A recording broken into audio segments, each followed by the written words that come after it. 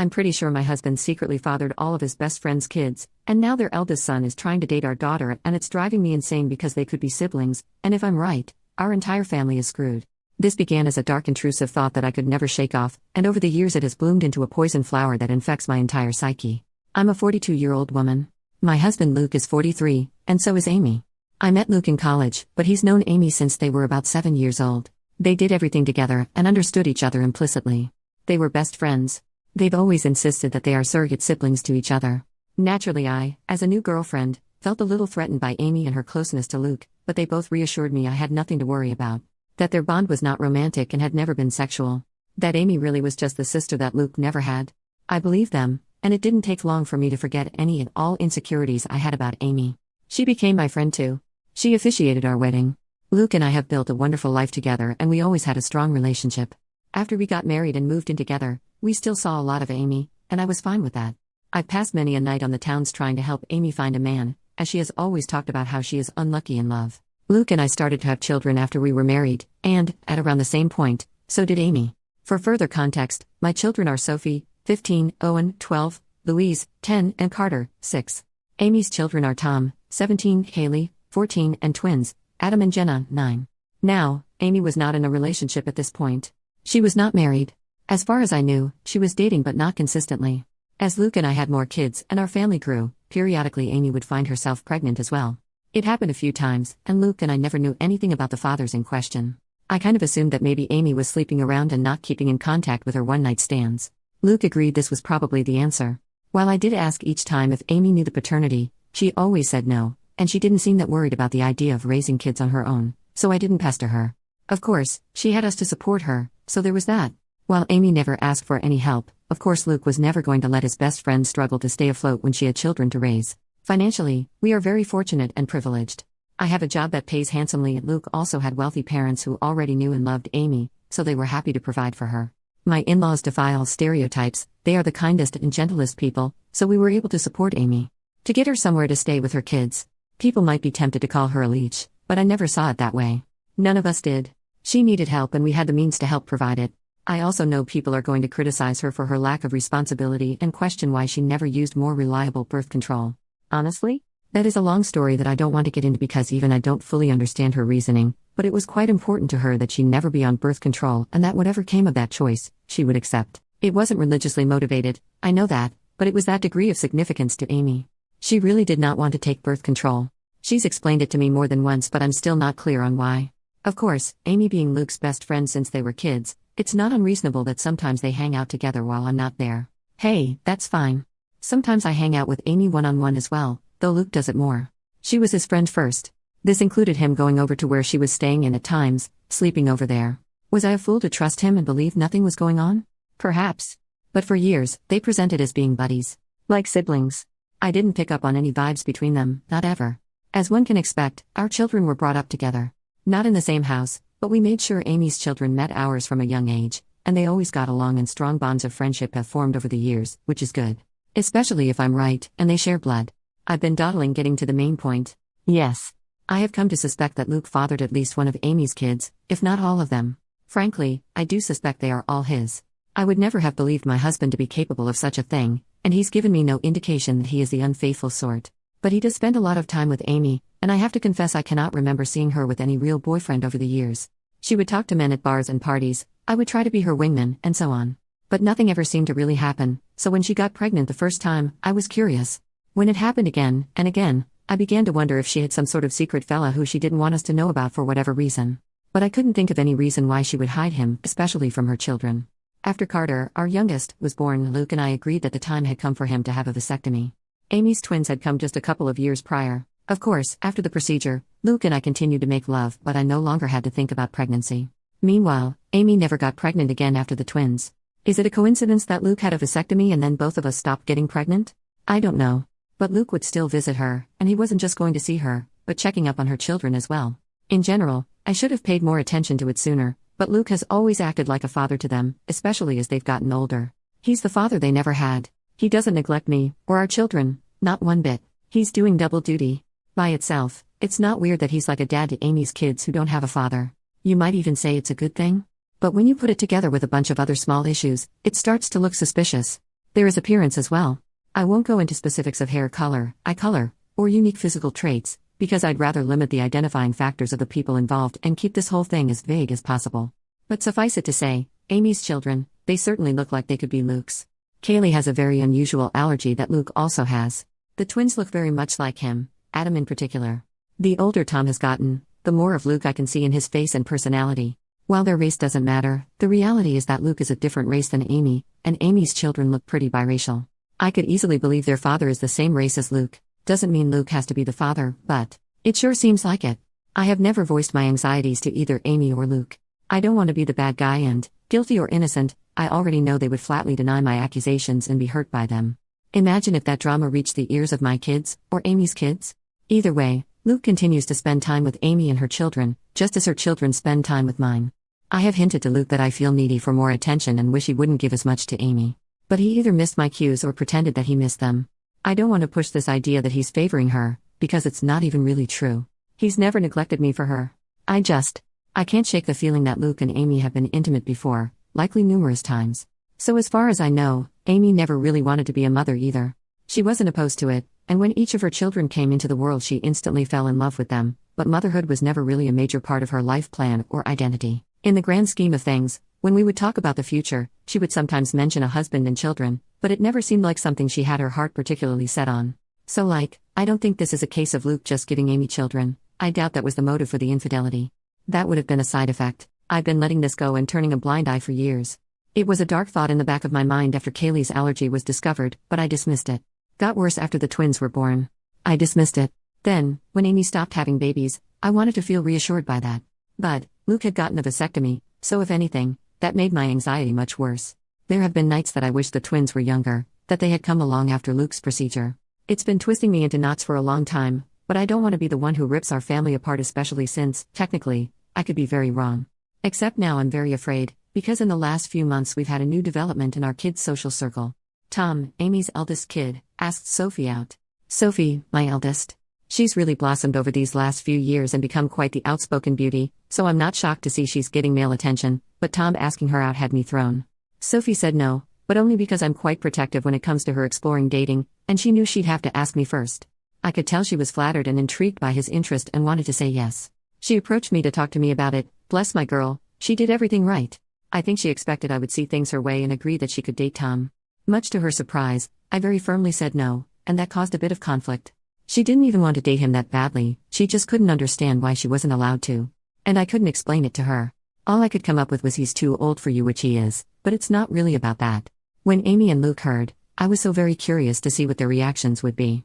If either of them had agreed with Sophie and tried to convince me that the two of them should be allowed to date, I think I would have been relieved and taken that as proof that I was wrong about something going on between them. Wrong about who fathered Amy's children. But the ambiguity continued. They took my side. Both of them put their foot down, though not as fiercely as I did. Luke agreed with me, but he also worried that trying to forbid such a romance would only make Sophie want it more. He's probably right about that.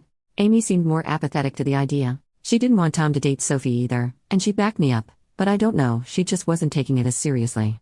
She seemed to think it was a fleeting crush. Well, it wasn't. In the months following those conversations, Tom would spend more and more time with Sophie. They would be alone, or with other friends, any time they possibly could. It's become clear that Tom is pretty crazy about Sophie and wants to be with her. And he definitely wants to be physical. I've been watching them like a hawk and noticed his eyes wandering many times, and while I'm doing everything I can to kill this budding romance in the crib, I also am feeling somewhat powerless. Sophie hasn't outwardly defied me, she's still just hanging out with Tom as friends. So forcing them to stop spending time together would be unreasonable, and probably encourage more sneaking around. But I'm so afraid that they're already doing that. My nightmare is that they're secretly dating, and doing God knows what when no one is looking. I've observed Tom being rather handsy with Sophie, and she presents no objection whatsoever, and I just don't know what to say. I had considered trying to convince Sophie that Tom is like her brother, but if she doesn't see him that way, I don't really have the power to rewrite their emotional dynamic or the history of their friendship. I always saw Amy and her children as being like family, but my kids might see Amy's kids more as best friends. The problem is, of course, that if my husband has indeed been carrying on an affair over the years and I'm right about the paternity of Amy's children, then Tom and Sophie cannot be anything more than friends under any circumstances. End of discussion. It can never happen. I feel powerless to stop it though. Luke has apparently talked to Tom about this, as has Amy, but he is unrelenting and he won't give up on Sophie. I think she enjoys that attention and devotion. Tom has also confronted me and asked why I'm so against this when I know him very well, and I know he would be good to Sophie. I didn't know what to say other than to fall back on her being too young for him. But that won't work forever. If, God forbid, they're still attracted to each other in a few years, then they'll probably pursue this, and once they're legal adults, there's nothing I can do about it.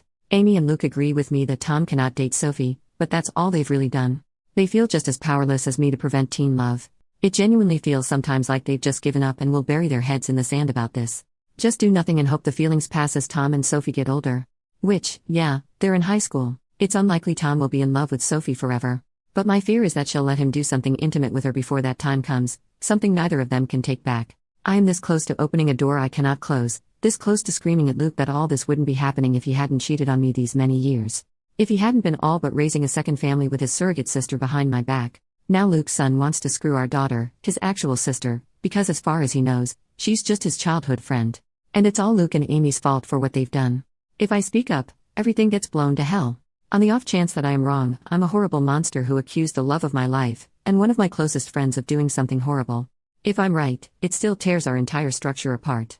The family and social unit we've become over the last several years is gone, and everyone will be stressed and upset even if Luke and I don't divorce. If I do nothing, Sophie's eventually going to sleep with Tom and be his girlfriend. And I'm low-key terrified it will happen sooner than later, or worse, that it's already happened under my nose. I hope to hell this relationship fades as they mature, but what if it doesn't? What if they wind up being together for years? What if they marry, want to get pregnant someday? And if I tell Sophie the truth about Amy's kids, then everyone else finds out too, and that's going to ruin so many lives. It would shatter my kids' perception of their father and their Aunt Amy. Luke is Owen's hero. I don't even want to think about how much this would hurt him. And what about Amy's children? They are innocent. They didn't ask for this, they don't control where they came from, and I don't want to hurt them. Admittedly, I'm not happy with Tom at the moment. A week ago I saw him put his hand on Sophie's butt and I wanted to knock his teeth out. But even he doesn't deserve to be burdened by the knowledge that it's his half-sister he's been fantasizing about.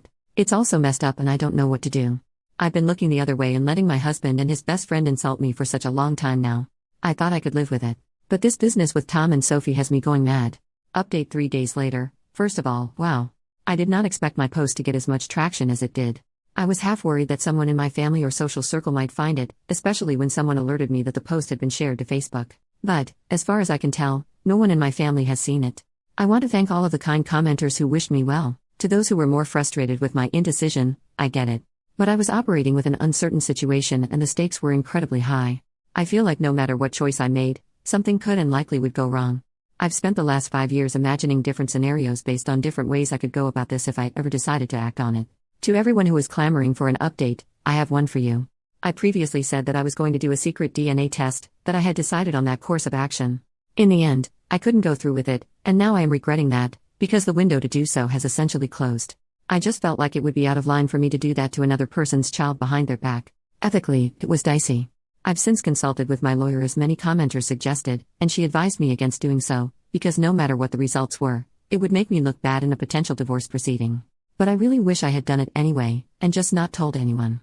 Because I really, badly need to know, and I still don't know for sure. Likewise, I wanted to tell Sophie in confidence, but the more I thought about it, even that seemed over the line. Like I had no right to plant such ideas in her mind about her father without even talking to him first. So, what I ended up doing was confronting Luke and Amy. Many comments suggested this as well. I finally told both of them that we needed to have a serious talk. It felt counterproductive to approach just one of them, because I figured they would tell the other about what happened in their own words before I could prepare my own. I wanted them both to hear what I had to say. Once all the kids were at school, I laid down all of my suspicions and the reasons. I made it clear how much I loved both of them, but a combination of clues had led me to notice the similarities between Luke and Amy's children. And I didn't even list all of them in the original post. For example, Luke has been a sleepwalker in the past. So have Sophie, Tom, and Adam. I said over and over how much they meant to me and how I didn't want to believe it, but the thought had crept into my mind in the past. How I had dismissed it before, but now, with Tom and Sophie having crushes on each other, it became necessary to pose the question. So I asked if they had ever crossed the line, if Luke had ever been unfaithful, if there was even the slightest possibility that any of Amy's children were his. I was just trying not to cry. Well, they reacted exactly as I would have expected. Their responses were perfect and so very well rehearsed. I genuinely can't tell if it was honest emotion or powerful gaslighting. Amy was more upset than Luke, or at least more outwardly upset. She was angry, offended at the accusation. Luke just seemed heartbroken by it. Maybe they were just acting, but I don't know. Somehow they had reasonable responses to all of the points I brought up. They asked questions I didn't know how to answer. I had never objected to them having alone time before. Why did it suddenly bother me now? Do Amy's children really resemble Luke that much, or are things like hair color pretty basic traits to have in common? The whole family had always treated Amy and her kids as part of our unit, and I had previously commended Luke for stepping up and being a father to Amy's kids since they didn't have one. Why was I now saying it was a bad thing? What exactly did I want them to do? How could I think such a thing about them? Why had I waited so long to say something? Luke was more understanding than Amy. He respected my feelings, or at least he acted like he did. Amy appeared to feel more betrayed by what I said. I ended up apologizing several times even though I'm not sure I did anything wrong. Luke also apologized for anything he'd done to indicate he was unfaithful. I asked Amy more pointedly that, if not Luke, who had fathered her children. She snapped back that it was none of my business, and I could tell she was in no mood to get personal or vulnerable with me after my accusations. I'm not proud to say that I lost my temper, and said that after everything we had done for her and her children, such information was not a lot to ask and perhaps she owed it to us. I regretted the words as soon as I said them, but Amy shouted back that I had never done anything for her, that it was Luke and his parents who had kept her afloat all these years, not me. She went on a longer tirade about how I had always acted superior to her, which I don't believe I did, though it's possible that I gave off that vibe unintentionally. Luke did his best to calm her down, but the room was still fraught with tension. I just don't know. It's driving me to the edge of madness. There is a way to be certain, of course. Not certain of my husband's fidelity, but of the paternity of Amy's children. So I asked Luke, for my own peace of mind, for the sake of our daughter, and for our family unit, if he could please get a DNA test done, a paternity test. I went on to say that I knew he disliked and distrusted such things, but that I really needed this. I could see the pain in Luke's eyes. Maybe it was an act, but he did seem genuinely hurt that I was asking for this, that him giving me his word that he had always been faithful was not enough for me. But he very reluctantly agreed to participate in a DNA test. Unfortunately, Amy did not, and that's where we hit a roadblock. I was afraid of this. But Amy was infuriated at the whole concept and told me in no uncertain terms that I would not be getting samples of her children's DNA and basically told me to piss off for asking, several times in several variations. I pressed Luke, and honestly he was a bit useless but probably right. He tried to convince Amy but she wouldn't hear of it, and he kind of shrugged to me when I pushed him for further support.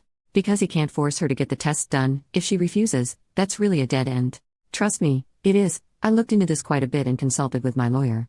The problem is, Luke could, in theory, petition the court to demand a paternity test for Tom and the others. The issue is that, to do this, he'd essentially be claiming he slept with Amy and he believes her children to be his. That would be the version of events he'd be maintaining. But Luke has staunchly insisted that nothing ever happened with Amy. That he never cheated on me. Whether or not he's being honest about this is another story, but he'd essentially have to go on record and make a claim that he isn't prepared to make. He is quite certain the children aren't his and he has no intention of fighting for custody of them, so no judge is going to compel Amy to submit samples of her children's DNA. Tom is also old enough that his consent would be a factor. If both he and Amy refuse to participate in the test, it's unlikely that Luke would have a case. He'd have to target one of Amy's younger children, like say, one of the twins. But he doesn't want to do that. He doesn't want to take his best friend to court to prove something that, in his words, he already knows isn't true. Luke is asking me to please just let this go and trust him, because pursuing this will fracture everything. And according to my lawyer, it's not realistic anyway. For Luke to establish paternity, he would need to admit to an affair in the first place, and he's not doing that. And if he did, that would pretty much be all the proof I needed to be certain, even if I'd need more in a court case. I pestered him further about Tom and Sophie. Insisted that I didn't want them dating. Luke agreed, and apparently Amy still agrees. Luke plans to have a talk with Tom and activate protective Papa Bear mode. Among other things, he's going to remind Tom that in a couple of months when he turns 18, him being intimate with Sophie will literally be a crime. I wouldn't actually press charges against him as I know he'd never do anything against Sophie's will, but I'm not above implying the threat. Thankfully, Luke isn't either. I did ask him if he'd be open to potentially swiping a sample of Tom's DNA to do a private paternity test, but he was very hesitant about the idea. Like me, he viewed it as unethical. He also pointed out that if we were to do this and Amy found out, it would mean the end of our friendship with her, most likely. Things are, Luke believes, still in a salvageable state, where Amy and I could reconcile and become friends again, and I can see how much he wants this to happen. But, if I did a DNA test on Tom behind Amy's back and she found out, I think she would hit the roof and I wouldn't entirely blame her. Though I'd be very interested to see the results. Luke ended up going to see Amy and spending the night. I know all of you are cringing and throwing up your hands, and trust me, I wasn't happy about it. That was a very long conversation. But he was adamant that he needed to perform damage control. So they spent the night together, with Luke maintaining that nothing happened. I did not sleep a wink and I kept texting him for updates. So far as I can tell, Amy will cool off, but she needs a little time. Luke and I talked things over when he came back the next morning. It was an emotionally fulfilling conversation and we ended up agreeing to take the kids, our kids, not Amy's, to visit their grandparents for a few days. It was an impromptu visit, but we've done it before and they were delighted to have us. I just really wanted our family to spend some time together away from Amy's side of the family, so to speak. I always love getting to see my in-laws. I'll refer to them as Jim, 75 male, and Kat, 67 female. I know Reddit is famous for stories about the mother-in-law from hell, but in my life that couldn't be further from the truth. I feel safe with them. To the point that, when they took notice of how distant Luke and I were from each other, I finally relented and confessed my fears. I told them of my anxiety that Amy and Luke were having an affair, and that Amy's children might be his. Here's where things got a little bit interesting. When I told them what I was feeling, Kat just gave Jim this pointed look, and did a big, dramatic sigh. So it turns out, Kat has had similar misgivings to mine and genuinely suspected over the years that Luke and Amy were closer than they'd ever admit, that they had crossed the line in the past. Jim, on the other hand, simply refuses to even consider the idea. He has always insisted that Kat is seeing things that aren't there. He maintains that Luke and Amy are like siblings and would never do such a thing. Kat thinks his stance on this is naive and that, even if she and Jim had taken Amy in and loved her like a daughter, that didn't mean Luke viewed her as a sister or that she viewed him as a brother. But Jim just continued to insist that this is what they are and had always been. I could tell that he and Kat have already had this conversation before, and they kept going in circles, with Kat getting exasperated. She pointed out that, surrogate siblings or not, Luke and Amy were not actually brother and sister, so nothing was stopping them from being physical together if they felt a mutual attraction. At that point, Jim just sighed and walked away from the conversation. So yes, Kat has privately wondered if Amy's children weren't fathered by Luke, which is part of why she has always treated them as her grandchildren. Which was never something that I minded, to be clear. I also don't mind that Kat never voiced these concerns to me. She had no proof, and she saw far less of Luke and Amy's closeness in our adult lives than I did. As for the kids, they're doing all right. I don't know what Amy told her children, but I think the general consensus, the official version of events, is that Amy and I had a fight and need a break from each other. That's what Luke and I told our children, and when pressed for more information, Luke did defend me and shut down the questions, saying it wasn't their business. I don't know if Amy kept to that version of events, but my children and her children have each other's phone numbers and social media, so they've presumably still been in contact over the last 2 days. I think my kids would have kept Amy's kids in the loop on the updates, and if Amy had told them anything else significant, they would have relayed that information to my kids. After all, we know Sophie and Tom are very close. I did try and talk to Sophie about that more, but the timing was off, because Sophie rejected my counsel and interpreted my reinforced reluctance as being attributed to my fight with Amy. She maintained that she wasn't dating Tom. To what degree that's actually true, I don't know, but she was going to remain close friends with him, and while she isn't usually a disobedient child, she made it very clear that she was putting her foot down on this one, and, to be fair, I can't really justify trying to separate them or forbid them from being friends. They've known each other for years. Luke has my back on them not being allowed to date, but he wouldn't have my back on them not hanging out anymore. I wish I had a more definitive update. If anything significant happens in the next few days, I can let you guys know.